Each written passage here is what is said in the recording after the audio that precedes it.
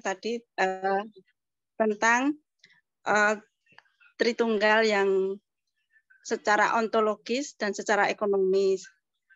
Tadi saya menyampaikan pemahaman yang ontologis itu pemahaman yang ekonomis itu seperti pemahaman yang subordinat itu kayak dia memahami Allah Tritunggal yang ini dari sisi ekonomi saja. Dan mungkin dari yang lainnya hanya memahami dari satu sisi, padahal Allah adalah Allah yang sangat kompleks, nggak bisa hanya dipandang dari satu sisi. Itu yang pertama. Kemudian yang kedua, dari pemahaman yang direnungkan tadi, untuk direnungkan ada dua hal, bahwa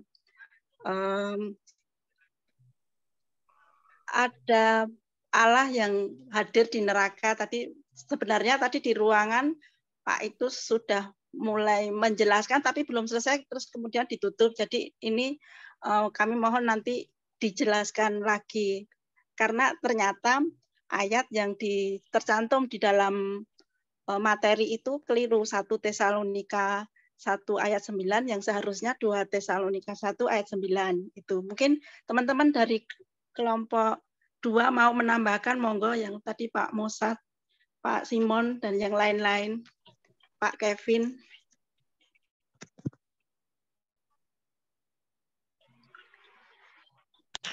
Ya, bagaimana teman yang lain? Pak Simon aja, Pak Simon tadi tentang kemahadiran Tuhan tuh Pak, silakan Pak Simon, yang hadir di neraka tuh. Iya. Cuma saya kasih tahu ini sinyal saya nggak stabil. Cuma coba saya jelaskan dulu. Jadi salah satu bahwa kemahadiran Tuhan, dia bukan hanya maha hadir, tetapi bisa membangun relasi dengan siapa yang dituju. Sehingga seperti yang kita sering rasakan, oh hadirat Tuhan hadir. Secara pribadi per pribadi bisa membangun relasi dengan kemahahadirannya. Nah, kemudian pertanyaan, apakah Allah bisa hadir di neraka? Bisa saja. Karena apa? Karena seperti tadi Pak Mosat bilang, bahwa semua ciptaan ada di dalam Dia. Bukan Dia di dalam ciptaan. Jadi secara logika Allah pasti bisa hadir di neraka. Tetapi apakah Allah akan membangun relasi di sana? Itu yang tadi menurut kami bahwa tidak. Menurut saya pribadi bahwa tidak. Jadi Allah bisa hadir, tetapi Allah bisa hadir, bisa membangun relasi. Jadi kita bisa merasakan kehadiran Tuhan seperti yang bilang tadi, wahyu secara khusus. Wahyu secara khusus artinya kan menyatakan Allah menyatakan diri secara pribadi per pribadi. Nah disitulah yang kita lihat bahwa Allah yang maha hadir ini juga Allah yang bisa berelasi dengan ciptaannya. Tetapi sekaligus juga dia bisa hadir, tetapi dia berkehendak untuk tidak bisa berelasi dengan ciptaannya. Misalnya ketika terjadi di dalam neraka. Ya, lanjut mungkin teman-teman bisa tambahkan. Iya, jadi saya tambahkan sedikit aja Bu, 1 menit. Jadi seperti yang Pak Simon katakan, Tuhan itu dia bisa berada di berbagai macam tempat dalam waktu yang bersamaan. Mau itu neraka, bumi, surga, apapun itu, dimensi malaikat, apapun itu. Dia ada dan dia sudah ada di sana. Saat ini pun dia sudah ada. Nah, tetapi seperti yang Pak Simon katakan, dia mau membangun relasi tidak. Dia mau menunjukkan kehadirannya tidak. Nah, seperti kita lihat ketika Tuhan berbicara dengan para nabi, contoh dengan Musa atau dengan Abraham, bukan saat Tuhan mau berbicara baru Tuhan turun, tidak. Memang Tuhan sudah ada sejak dulunya di situ. Cuma Tuhan tidak membangun relasi, tidak menyatakan kehadirannya. Nah, ketika dia mau berbicara dengan Musa, baru dia menyatakan kehadirannya. Bukan dia naik turun surga, tidak. Dia yang awalnya sudah ada, cuma dia tidak menyatakan kehadirannya dengan cara membangun relasi. Itu aja dari kami kelompok 2. Oke, silakan kalau ada yang lain. Apakah pribadi atau kelompok yang sudah mempersiapkan? Silakan. Siapa? Halo, selamat malam Bu. Ya, silakan. Kalau saya berbicara mengenai kehadiran Allah, kehadiran Tuhan Yahweh atau Elohim. Kehadiran Yahweh atau Elohim itu kalau menurut saya tidak bisa dibatasi ruang, tempat, waktu, dimensi, jarak, ataupun segala sesuatu yang ada. Kehadiran Allah bisa aja nih kata yang di sana dikatakan di neraka bisa, karena dia maha hadir di mana-mana. Kalau berbicara Allah itu bukan berbicara jumlah, bilangan, bukan, tapi keberadaan Allah, kemahakuasaan Allah, kemahahadiran Allah. Intinya seperti itu. Dan kalau Allah itu, Tuhan itu, Elohim itu bukan sebuah bukan sebuah ya, maksudnya adalah gelar, predikat, jabatan, namun yang lebih tepat juga adalah hakikat Tuhan itu sendiri. Kalau berbicara mengenai Elohim, Yahweh, Tuhan itu selalu identik dengan Sang Pencipta. Intinya seperti itu. Jadi Sang Pencipta itu, Elohim itu bisa menyatakan dirinya kepada manusia melalui Sang Firman, yaitu kalau kita kenal dalam Perjanjian Baru itu disebut Yesus Kristus. Karena melalui Yesus Kristus itu, Yeshua HaMashiach atau Tuhan Juru Selamat manusia, nama Tuhan itu diperkenalkan. Seperti yang Yesus katakan, namamu yang telah kuberikan kepadaku. Jadi nama Tuhan itu udah diberikan kepada Yesus Kristus sebagai nama Tuhan itu sendiri. Itu kalau menurut saya. Jadinya kalau secara ekonomis atau apa ya, saya tadi tidak mengikuti semuanya, baru masuk ke Zoom itu juga baru tadi Bu. Jadi belum tahu semuanya. Ya, oke. Ya. Yang lain silakan. Atau kelompok lain silakan, atau kelompok Pak Jona. Kalau saya mau tanya aja Bu sama Pak Iktus. Silakan. Iya, yang saya tanyakan Pak Pendeta. Iya. Yang dimaksud dengan atau kriteria yang apa saja yang ada di dalam relasi Allah. Kadang-kadang orang bicara relasi itu, aku sendiri juga tanya di sini, apakah semua tahu atau tidak? Tolong dijelaskan. Relasi Allah kepada manusia itu apa saja, Pak? Contohnya, terima kasih. Ya, tadi saya sudah jelaskan di dalam materi tadi ya. Mungkin saya bisa ulang materinya. Supaya kita bisa paham.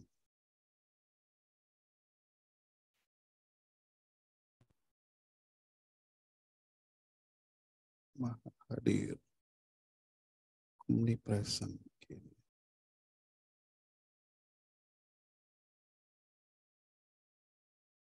Ya, jadi tadi kan saya menjelaskan tentang dia hadir kan di sini tadi kan di ayat ini ya, sebentar ya. Ya, Allah Maha Hadir itu dalam definisi apa? Yaitu Allah itu lebih besar daripada tempat. Ya. Kalau ada nama tempat, kalau ada saudara bilang, oh tempat itu paling besar, Allah lebih besar dari itu. Kalau alam semesta itu paling besar, Allah lebih besar dari itu. Ya, seperti dalam Kejadian 1 ayat yang kedua itu kan dikatakan Ruah Elohim merah hefet. Merah hefet itu dalam arti apa? Kalau diterjemahkan oleh LAI kan melayang-layang di atas permukaan air. Padahal sebetulnya bahasa aslinya itu dia melingkupi segala sesuatu. Roh Allah itu melingkupi segala sesuatu. Jadi ibaratkan kalau dalam cerita Yahudi kuno itu adalah seperti ayam mengerami induk, ayam mengerami telurnya. Induk ayam itu mengerami telurnya. Nah, disitulah Roh Allah itu menata, mengatur alam semesta ini dalam tujuan khususnya apa? Supaya manusia itu bisa hidup di bumi, ya, dalam rangka itu. Nah, kemudian Allah hadir memenuhi segala sesuatu. Kemudian dikatakan tidak ada tempat yang tidak ada Allah. Tadi ayatnya sudah jelas. Saya sampaikan di 1 Raja-Raja 8 ayat 27 yang berhubungan dengan Allah lebih besar dari segala sesuatu, lebih besar dari tempat. Kemudian Allah memenuhkan segala sesuatu, Yeremia pasal 23 ayat 24, dan kemudian Allah tidak ada di suatu tempat. Allah hadir di mana-mana. Nah, kehadiran Allah ini kita harus maknai dalam dua sudut pandang. Adalah dalam dua poin yang harus kita renungkan. Jadi kehadiran Allah yang saya jelaskan tadi di bagian pertama tadi, itu disebut kehadiran Allah secara spasial atau secara lokal. Dia hadir di mana-mana. Dia memenuhkan segala sesuatu. Tidak ada tempat yang tidak ada Allah. Tetapi jangan lupa, kehadiran Allah juga bisa dimaknai secara relasional. Nah, kehadiran Allah secara relasional, dia mau berelasi dengan umatnya, itu yang dia nyatakan. Hanya untuk umatnya. Karena Yesus datang untuk menebus umatnya. Iya kan? Matius 1 ayat 21. Jadi itu yang dirasakan oleh Yosua ketika dia menguatkan bangsa Israel, katakan, kamu jangan kecut dan tawar hati. Allah akan menyertai kamu kemanapun kamu pergi. Begitu pula ketika Yesus berkata, 2-3 orang berkumpul dalam namaku, aku hadir. Hadir secara apa di situ? Secara relasi. Kemudian 28 ayat 20, Matius 28 ayat 20. Aku akan menyertai kamu senantiasa. Nah, itu bentuk-bentuk kehadiran Allah di dalam menyertai kehidupan orang percaya. Kehadirannya secara relasi yang hanya bisa dirasakan oleh umat-umat tebusannya. Kemudian dalam hal keuangan, hendaklah kamu mencukupkan diri dengan apa yang ada padamu, karena Allah itu sekali-kali tidak akan pernah meninggalkan engkau, sekali-kali tidak akan pernah melupakan engkau. Dalam hal apapun Allah itu hadir untuk umatnya secara relasional. Apakah Allah memenuhi segala sesuatu termasuk orang-orang yang tidak percaya? Iya. Allah hadir di dalam, tapi tidak secara relasi. Nah, itu yang tidak dipahami oleh orang di luar Kristen, orang di luar umat Allah. Makanya tadi saya katakan di awal, mereka memahaminya seperti apa? Mereka memahami Allah itu memecahkan diri. Ya, ketika ditanya Allah itu lebih dekat dari urat nadimu, urat jantungmu, itu penjelasannya seperti apa? Tidak bisa. Kalau dia tidak memahami hakikat Allah. Sedangkan orang Wanes pun ketika ditanya, "Lah Allahmu itu 3, bagaimana kamu bisa, bagaimana Allah yang 3 ini bisa menjawab doa dari 1 juta umatnya yang berdoa dalam waktu yang bersamaan?" Nah, ini kan konyol. Nah, Tuhanmu cuma 3, bagaimana umatnya kalau 1 juta umatnya berdoa dalam jam, waktu, detik yang sama? Bagaimana dia bisa menjawab? Dia memikirkan Allah dalam keterbatasan pemikirannya, bahwa Allah itu melampaui segala akal. Ya, tadi penjelasan teman-teman sudah luar biasa menurut saya. Allah tidak dibatasi ruang dan waktu. Ya, Allah menyatakan namanya. Namanya Allah siapa? Ya YHWH. Jangan diartikan namanya ya Yesus. Kemudian diartikan, oh Yesus sama dengan Bapa. Ya nama Bapa itu Yesus. Nama Allah itu tetap Yod-Heh-Vav-Heh. Itu namanya yang dulu dinyatakan kepadanya itu. Makanya tadi pertanyaan saya kan, apakah Yesus itu YHWH? Iya, karena itu berhubungan dengan hakikat. Saudara harus belajar tentang hakikat dan pribadi. Nah, itu ada di dalam pelajaran Tritunggal. Nah, kemudian kehadiran Allah di neraka. Apakah Allah hadir di dalam neraka? Ya hadir, wong neraka yang menciptakan siapa? Allah. Masa Allah absen dalam menciptakan, kemudian tiba-tiba neraka itu muncul dengan sendirinya? Allah tidak ada di situ. Ya tidak mungkin, Allah lebih besar daripada tempat. Dan tidak ada tempat, tidak ada Allah. Tapi kehadiran seperti apa yang hadir di dalam hakikat neraka itu? Itu yang ditulis dalam 2 Tesalonika 1 ayat 9. Mungkin di materi Bapak Ibu Saudara itu ada kesalahan di sini ayat ini. Tolong nanti diganti 2 Tesalonika 1 ayat 9 ya. Mana ada tulisannya neraka, Pak? Ya enggak ada tulisannya letterlek neraka, tetapi di situ dikatakan mereka ini akan menjalani hukuman kebinasaan selama-lamanya. Hukuman kebinasaan selama-lamanya itu di mana? Yang kita pahami bersama ya, kebinasaan kekal itu ya ada di neraka. Kalau kehidupan kekal ada di surga, kebinasaan kekal ada di neraka. Jadi disitulah dapat kita pahami bahwa hakikat neraka itu sendiri dikatakan orang-orang yang dihukum dalam kebinasaan selama-lamanya itu dijauhkan dari hadirat Tuhan, kemuliaan Tuhan, dan juga kekuatan Allah. Lalu yang hadir di situ Allah yang seperti apa, Pak? Ya Allah itu kan tadi tidak dibatasi ruang dan waktu. Jadi kehadiran Allah yang ada di neraka itu apa? Ya atribut-atribut yang lain. Misalnya ketika dia hadir di neraka itu apanya? Ya keadilannya.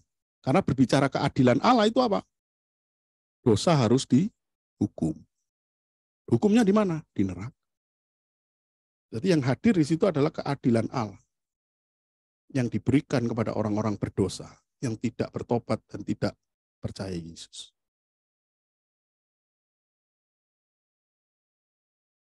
Ya, gitu ya Pak Ireng. Ada lagi yang belum jelas?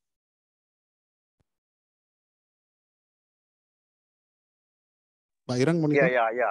Terima kasih. Iya. Terima kasih Pak. Jelas sekali.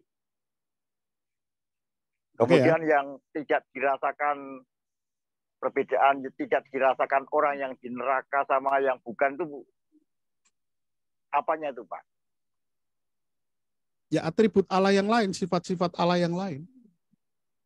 Kalau yang di neraka tadi merasakan keadilan Allah yang menghukum dosa, maka sebaliknya kalau kita hadir, dia hadir di dalam kehidupan kekal di sorga, kehadiran Allah yang bagaimana yang kita rasakan? Ya kasih-Nya, kemurahannya, rahmat-Nya, kemuliaannya. Itu yang kita rasakan. Karena tidak ada dosa lagi di situ kan. Itu berbicara binasa kekal dan hidup kekal. Ketika masih di dunia, Yesus berjanji kan, aku tidak akan pernah meninggal. Penyertaan Allah.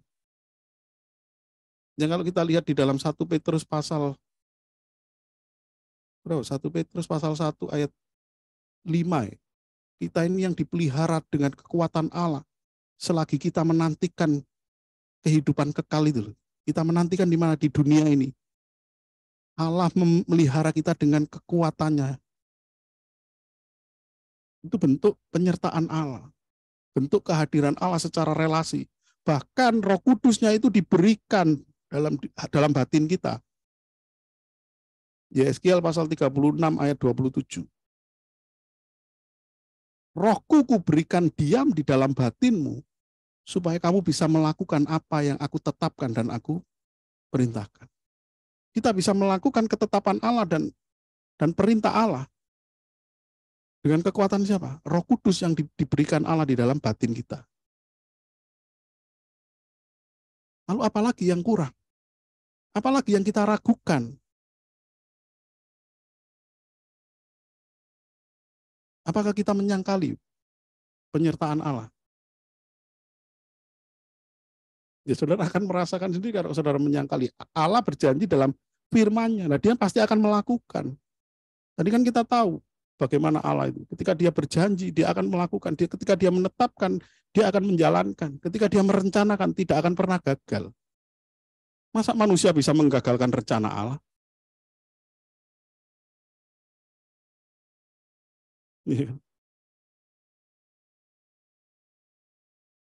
Jadi itu yang kita bisa pahami dalam. Jadi pertanyaan saya begini loh Pak Pendeta. Ya, Pendeta. silakan. Ya. Jadi mengapa manusia itu tidak merasakan kehadiran Tuhan itu atau kehadiran Bapa itu? Tadi kan kita menyatakan bahwa dia hadir dalam segala tempat, dalam segala bidang, dalam segala ruang, dalam segala dimensi. Jadi kenapa manusia itu tidak bisa merasakan ini atau merasakan kehadiran dia itu? Ya tadi sudah dijelaskan Pak Simon. Kalau Tuhan tidak mau menyatakan relasinya kepada dia, jadi dia tidak akan merasakan. Untuk membangun ini berarti supaya dia punya relasi, kita menjaga kekudusan itu kira-kira, atau menjaga gimana ini? Ya Allah yang mengerjakan itu kan, Roh Kudus tadi kan diberikan kan.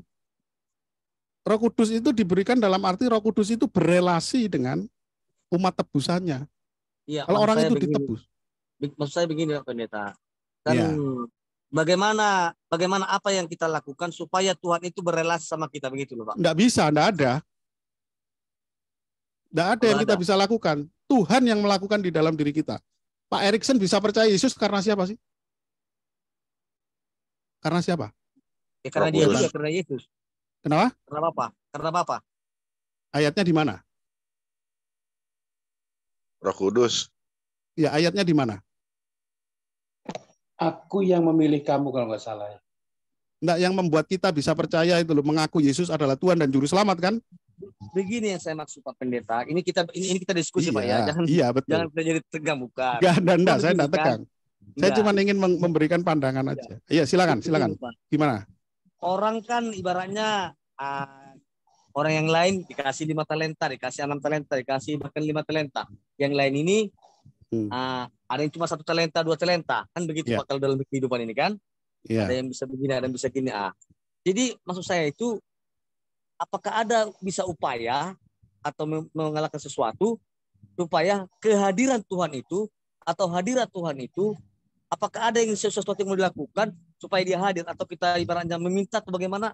Apa memang hanya maunya dia sendiri gitu Pak? Apa ada bisa upaya manusia? Bagaimana Pak, menurut Bapak, pandangan Bapak?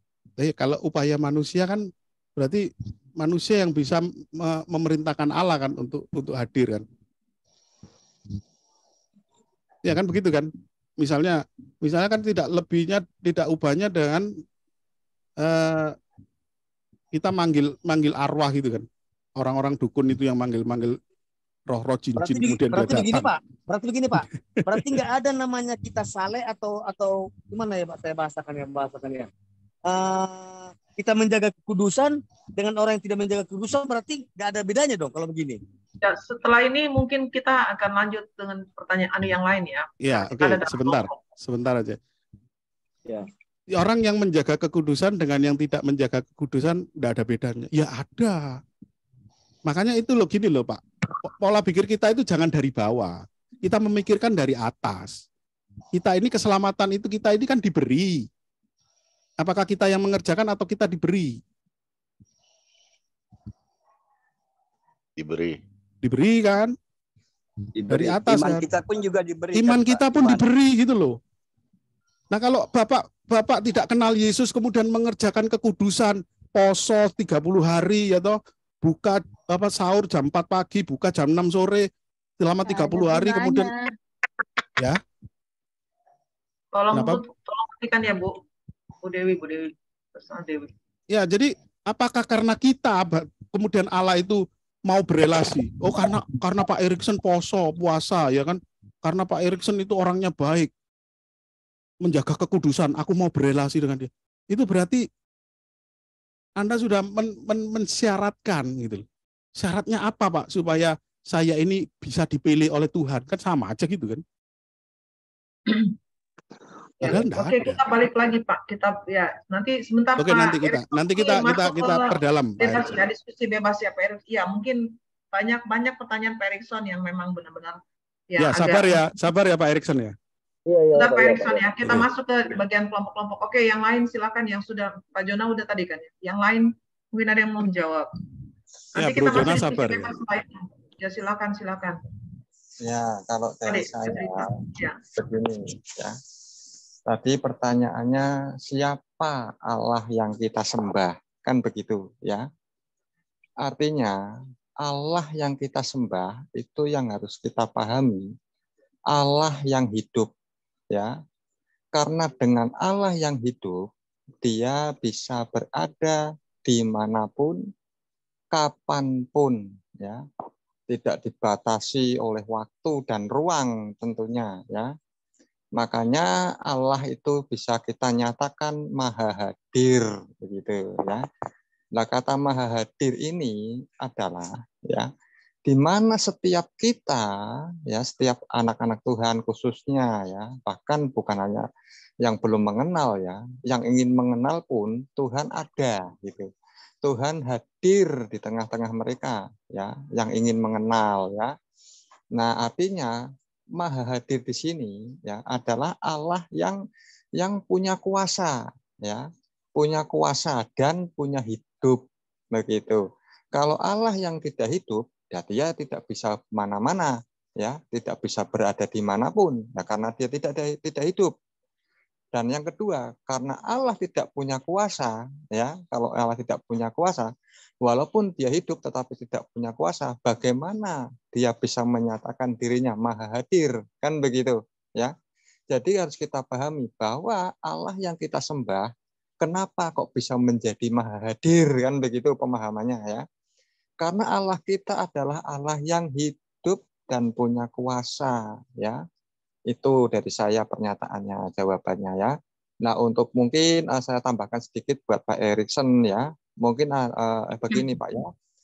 Sedikit saja, mungkin beberapa detik lah, ya. Begini. Di situ ada tertulis di Alkitab, ya, bahwa Yesus berkata seperti ini. Ketuklah, maka pintu akan dibukakan bagimu. Carilah, maka engkau akan mendapatkan. Nah, jadi begini Pak. Dalam kita berusaha mengenal, ya, mengenal atau menghadirkan Allah, ya, ke dalam diri kita, ke dalam hati kita harus mencari, Pak, ya. Karena apa? Kalau kita tidak membuka pintu kita, pintu hati kita, bagaimana Allah bisa masuk? Ya, karena apa? Di situ juga Allah mengatakan bahwa tidak semua orang berseru-seru atas namaku, ya kan? Dia akan datang ke kerajaan surga, ya. Nah, artinya apa di situ? Kalau kita tidak membuka pintu hati kita untuk menerima Tuhan itu hadir, ya kita menjadi apa ya? Seperti dua penjahat yang disalibkan di sebelah kiri Tuhan Yesus, ya. Nah, begitu. Karena pintu hatinya tidak terbuka, tidak percaya, begitu. Nah, makanya dalam hal ini saya menekankan ya kita tetap harus tekun. Memang ya setiap doa-doa kita tidak terus serta-merta dikabulkan saat itu. Tetapi Tuhan itu akan memberi waktu yang tepat, begitu, ya. Jadi untuk Pak Erikson tetap tekun dalam firman, ya. Jangan terus selalu bertanya-tanya, atau artinya bahkan ya maaf ya, bukan saya menghakimi Pak Erikson, bukan, ya. Jangan sampai kita lah, ya, kita semua lah, ya, secara keseluruhan ya anak-anak Tuhan menggerutu, itu mengeluh, ya, jangan, ya. Tetapi kita tetap harus bersyukur dan berterima kasih, ya, karena Tuhan tetap hadir di dalam kita, ya. Itu saja Pak Erikson, ya. Mungkin silakan teman-teman yang lain mau menambahkan. Ya sudah cukup untuk menanggapi Pak Erikson, ya. Nanti ada sesi tersendiri. Yang pasti ini kita masuk ke tema dulu. Ya silakan Bapak Ibu yang tadi sudah diskusi di kelompok, mungkin ada yang mau menjawab perorangan atau kelompok, silakan. Ya, saya nanya deh kembali ke topik. Ibu Mara duluan, silakan Ibu Mara duluan, Bu Mara, silakan. Saya coba untuk rangkum dari pertanyaan Pak Agustus tadi, siapakah Allah yang kita sembah? Ya, saya catat di sini, Allah yang kita sembah adalah suatu keberadaan yang berpribadi dan memiliki sifat-sifat yang mulia yang secara esensi berbeda dengan manusia. Allah kita yang kita sembah adalah bisa kita kenali sejauh Dia menyatakan dirinya kepada kita yang terdapat di Ulangan 29.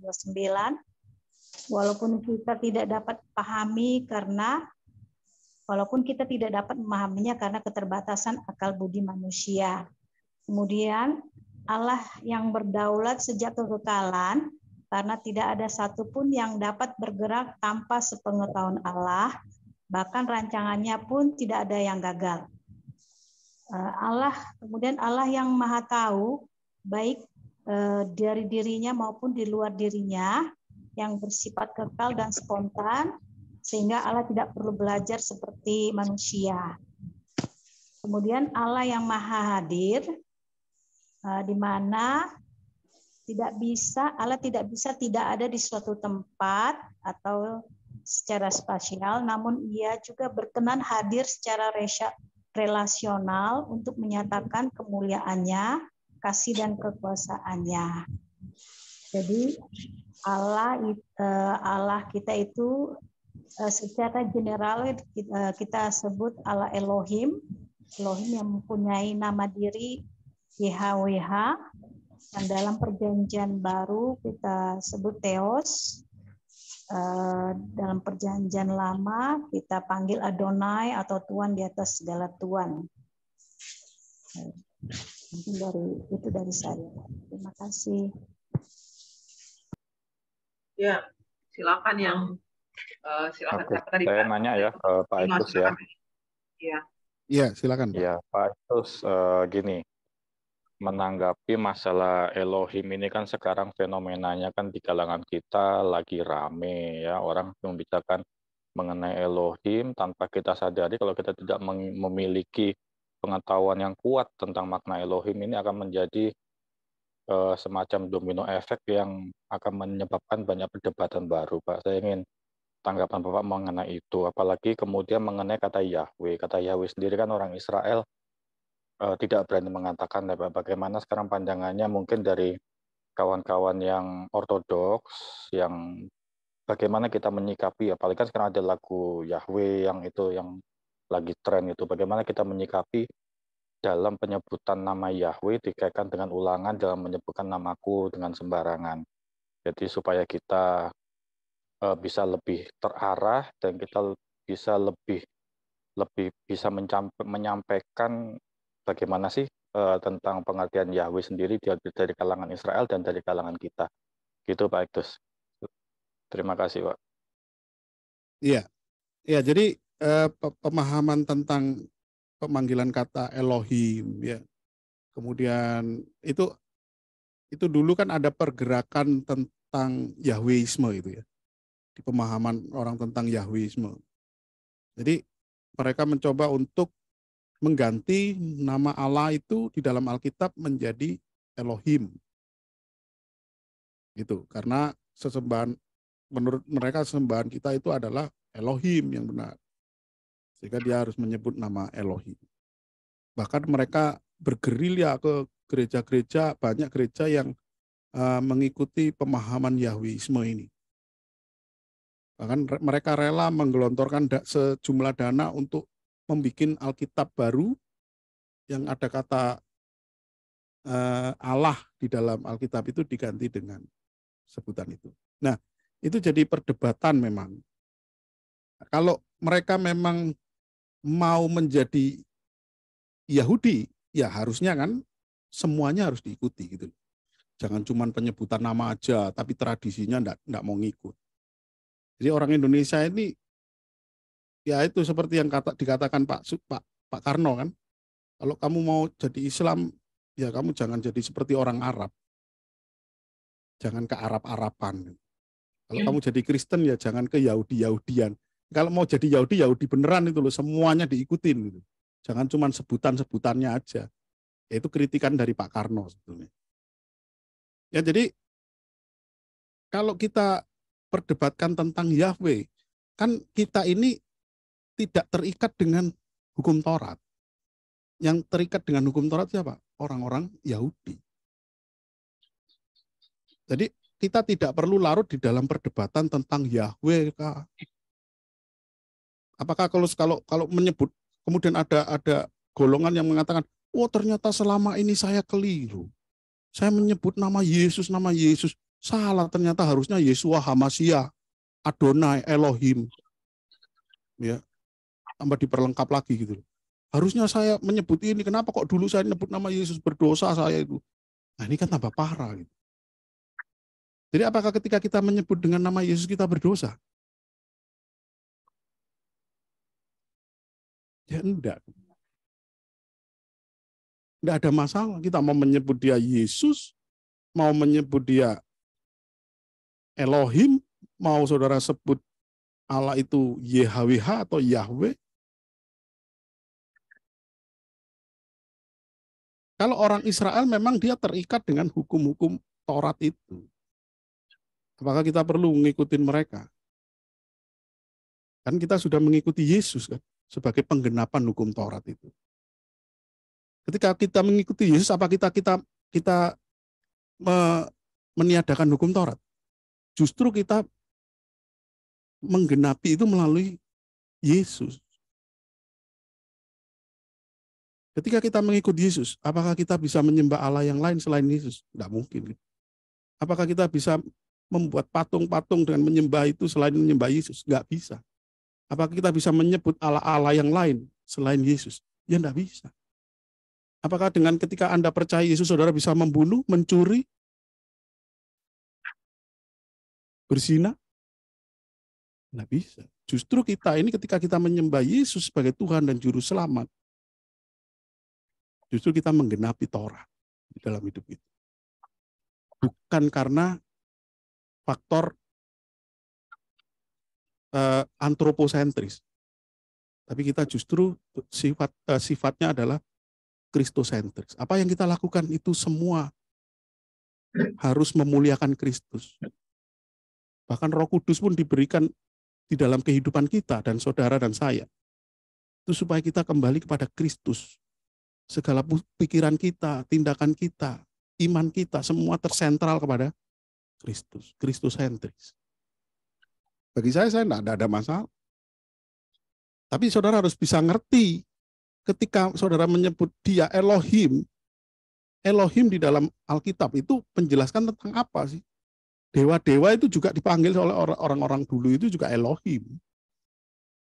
Ya memang Allah yang kita percaya adalah satu. Allah yang menciptakan langit dan bumi. Dan Allah yang satu yang menciptakan langit dan bumi itu yang menyatakan diri melalui pernyataan umum tadi kepada semua manusia di dunia ini, dia mengkhususkan diri, memperkenalkan dirinya secara pribadi kepada Abraham. Dan dia membangun perjanjian dengan Abraham. Untuk apa? Tujuannya untuk apa sih? Dia membangun perjanjian dengan Abraham. Dia memilih Abraham untuk menjadi orang pilihannya. Pilihan atas Israel, atas Abraham itu hanya untuk meneruskan bagaimana Mesias itu hadir melalui keturunan Abraham itu. Nah, ini keturunan Abraham ini harus dibedakan dengan bangsa-bangsa lain, harus dispesialkan. Karena tadi anugerah khusus itu kan diberikan kepada orang khusus dengan tujuan khusus dan waktu yang tertentu. Tuhan menyatakan kekhususannya kepada bangsa Israel. Oh, kenapa kok enggak bangsa lain, Pak? Dipilih juga. Loh, itu hak prerogatif Allah. Itulah yang kita tidak bisa pahami. Kenapa kok Tuhan enggak milih bangsa Kanaan? Kenapa kok hanya memilih Abraham? Ya karena Tuhan punya mau. Supaya Sang Mesias itu hadir melalui keturunan yang dikhususkan Tuhan itu. Jadi ketika kita menyebut dia dengan sebutan apapun, kita harus mengerti. Ketika kita menyebut dia dengan Elohim, apakah Elohim yang secara umum, general, dipercaya oleh seluruh lapisan manusia di dunia ini? Allah menjadi general. Apakah khusus? Kalau mau khusus, ya kita harus menyebut dia adalah Yehova atau YHWH. Tapi apakah kita ketika menyebut dia Allah itu salah? Ya tidak. Kalau ada orang yang mengklaim, oh kamu itu menyamakan Allahmu dengan lu. Itu hanya sebutan. Allah itu kan gelar. Proper name. Inisial name kan Tuhan di dalam Yesus kan sudah diperkenalkan. Di dalam nama itu hanya nama Yesus lah, ya Kisah Rasul 4 ayat 12 itu. Hanya oleh nama Yesus lah kita beroleh keselamatan. Nama itulah yang memberikan keselamatan.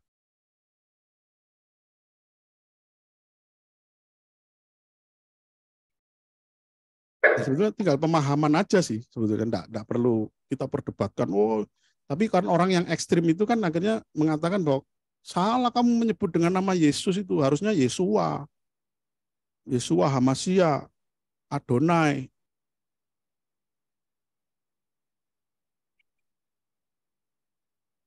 Ya kalau menyebut Pak Ektus, menurut tadi yang Pak Ektus katakan ada golongan yang sedang berusaha menggunakan Yahweisme itu, apakah itu berdasarkan Trinitas ataukah mereka bidat lain, Pak?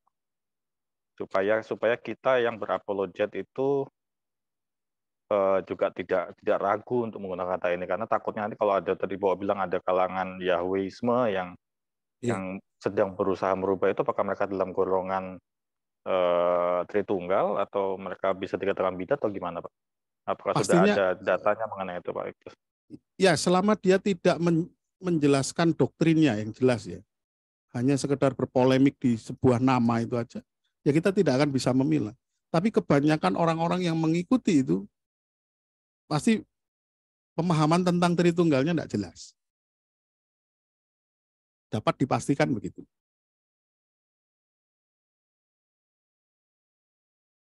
Pemahaman Tritunggalnya pasti tidak jelas. Lebih kepada Unitarian dia. Jadi menonjolkan keesaan Bapa itu loh. Lebih condongnya ke situ sih. Saya belum pernah melihat teologianya mereka. Ya hanya polemik sebuah nama itu aja sih yang mereka gembar-gemborkan itu di situ aja. Jadi kita tidak bisa memilah. Tapi banyak orang-orang yang mengikuti gitu loh. Termasuk ada channel yang di YouTube itu kan, saudara-saudara tahu itu kan. Terus sampai dia akhirnya menentukan lah hari kiamat itu tanggal sekian, bulan sekian. Konyol aja gitu. Jadi kita tidak bisa mendefinisikan dia kalau dia tidak menjelaskan tentang pemahamannya, Pak. Selama ini saya belum pernah mendengar dia menjelaskan tentang ketritunggalan Allah itu menurut paham Yahweisme itu siapa. Tritunggal itu seperti apa pemahaman dia.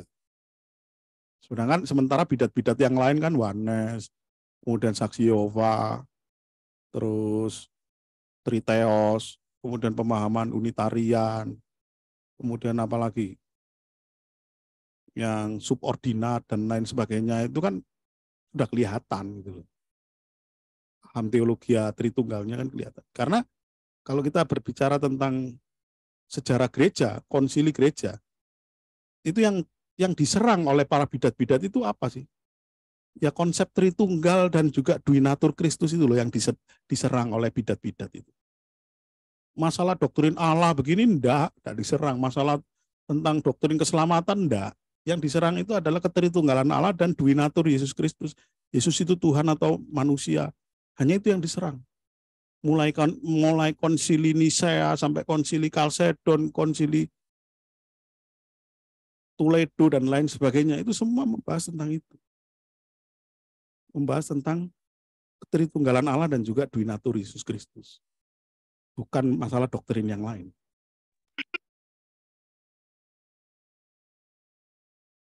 Siap Pak, thank you Pak penjelasannya Pak. Silakan teman-teman yang lain. Iya, terima kasih Pak. Pak, terkait tadi yang penjelasan slide keberapa tadi dari Pak Iktus tadi, itu berarti saya bisa nyimpulkan kalau Elohim itu bisa berarti dua. Satu bisa berarti Tuhan, dua bisa berarti Allah. Apakah begitu Pak? Di slide yang keberapa tadi itu, yang mau terakhir tadi. Yang bagan tuh ya Pak Agus ya mungkin ya. Yang bagan itu ya. Yang saya mau itu. Kalau saya simpulkan kalau seperti itu bisa bermakna dua kata Elohim itu. Apakah benar demikian atau tidak? Bisa berarti Tuhan, bisa berarti Allah. Bagaimana ini? Elohim dulu ya. Ini ya Elohim ya. Elohim itu hanya sebutan atau gelar ya untuk satu pribadi yang dianggap Allah. Jadi jadi ada ayat-ayatnya yang menyatakan bahwa mereka menyebut Allahnya itu juga Elohim. Menyebut Sang Pencipta itu dengan sebutan Elohim yang dia percayai sebagai Allah Pencipta kan. Jadi kalau Elohim itu kan Sang Pencipta. Nah, semua manusia di kolong langit ini termasuk bangsa Israel, bangsa Kanaan, bangsa Amori, suku-suku yang lain yang orang-orang pada waktu itu. Ya di zaman Kejadian awal-awal itu juga mereka menyebut Allahnya atau dewa mereka itu dengan sebutan Elohim. Kan itu general sekali kan. Ada berapa Elohim? Ya cuma satu.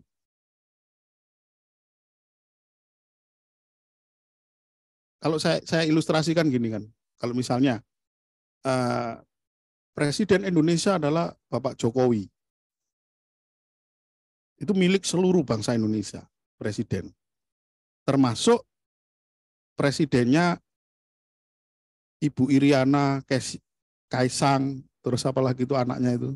Kan termasuk presiden mereka kan.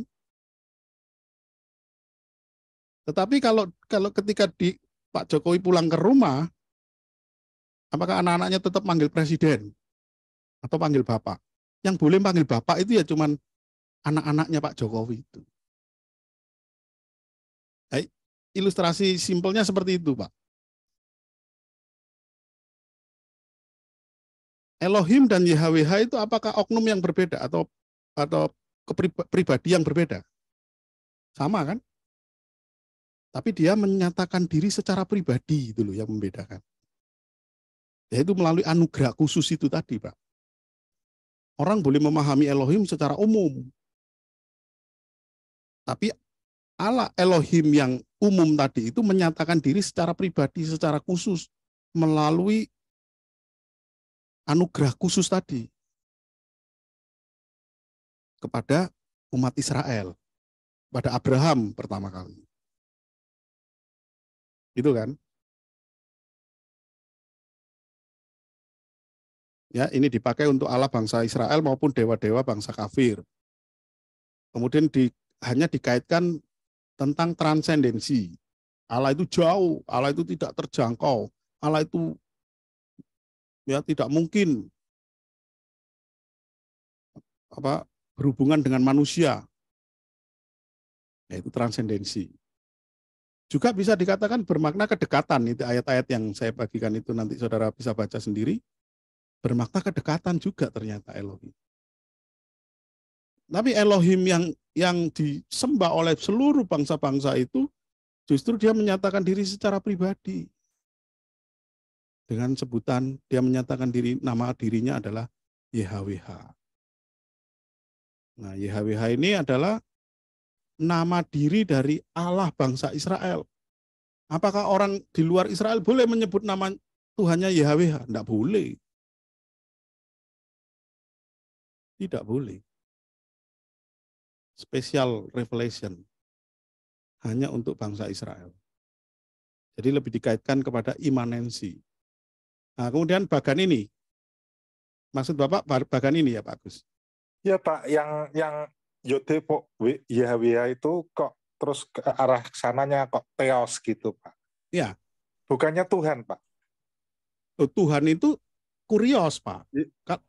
Ini kan terjemahan Perjanjian Baru. Iya. Saya merujuknya di terjemahan Perjanjian Baru. Kalau YHWH itu di dalam Septuaginta bahasa Yunani itu ya diterjemahkan sebagai Theos, Allah. Tapi ketika orang Yahudi ketemu YHWH, dia panggil apa? Adonai kan? Adonai ya. Betul kan? Nah, Adonai ini sendiri di dalam Perjanjian Baru diterjemahkan sebagai Kurios. Yang artinya apa? Tuhan. Gitu loh. Sampai di sini paham Pak Agus? Iya. Apakah pribadi Adonai ini dan YHWH ini beda? Ya sama kan? Sama, ya. Iya. Betul. Jadi gimana?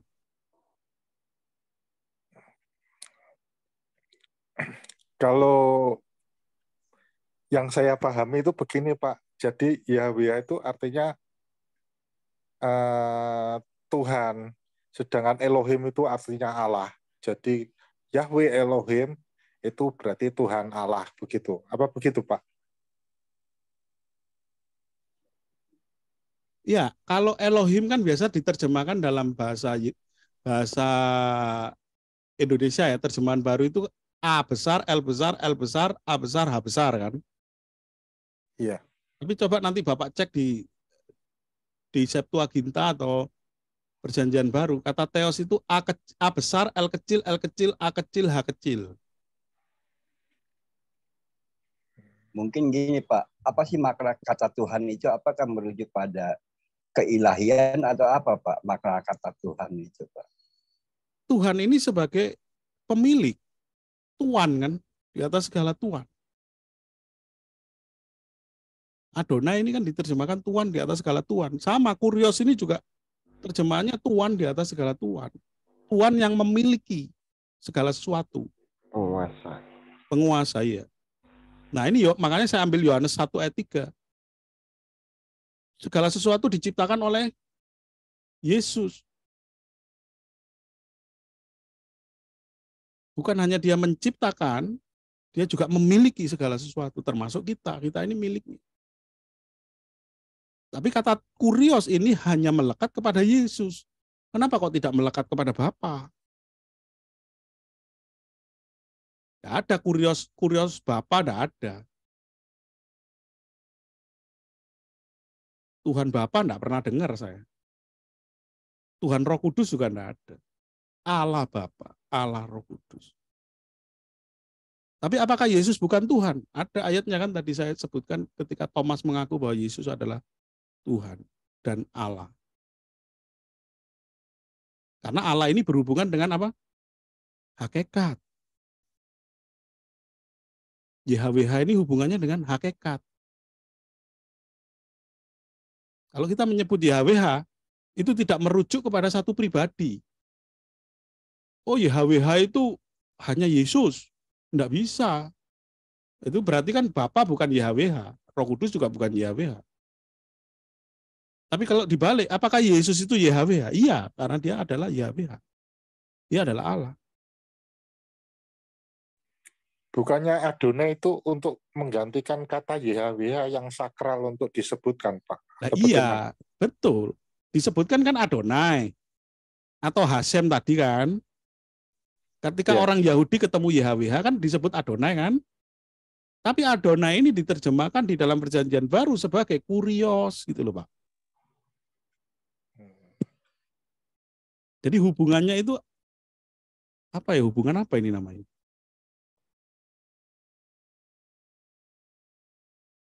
Tapi kalau orang ditanya apakah YHWH itu Bapa, ya enggak merujuk satu pribadi aja. Tapi harus ketiganya. YHWH ini berhubungan tentang Tritunggal gitu loh. Maaf Pak, izin. Ya. Maksudnya mungkin kalau saya mungkin dikasih contoh Theos ayatnya di mana, Kurios ayatnya di mana. Jadi mungkin nanti kita bisa mengembangkan sendiri. Oh, kalau ayatnya banyak Pak, sebentar ya.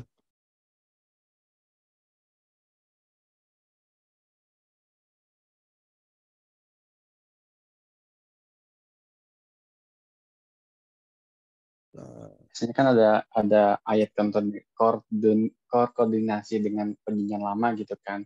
Nah, mungkin seperti itu sih. Nggak apa-apa, nanti bisa disambungkan. Iya, ya yang pasti kan tadi saya jelaskan. Kalau di dalam perjanjian lama itu, kalau di dalam bahasa Indonesia A besar, L besar, semuanya huruf besar ya. Seperti di atas itu kan, Allah gini ya. Itu diterjemahkan dari kata Elohim. Tapi kalau A-nya besar, L-nya kecil, L-nya kecil, A kecil, semuanya kecil, itu diterjemahkan dari kata Theos. Kalau YHWH sendiri, kalau diterjemahkan dalam bahasa Indonesia itu biasa ditulis T besar, U besar, H besar, A besar, N besar. Nanti coba di cross check di ayat itu. Kalau saya cross check ke interlinear butuh waktu soalnya. Tapi ini saya cuma rangkum aja, nanti Bapak cross check sendiri apakah bagian yang saya sampaikan ini ada kekeliruan gitu. Nanti kita koreksi sama-sama.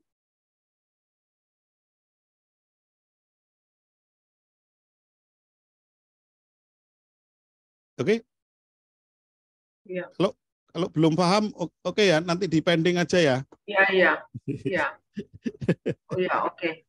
Ya, gimana teman-teman, kita tutup dulu dan kemudian habis itu ada free discussion ya. Silakan teman-temannya mau membahas lebih detail lagi, termasuk Pak Erikson ya. Sebentar aku matiin dulu.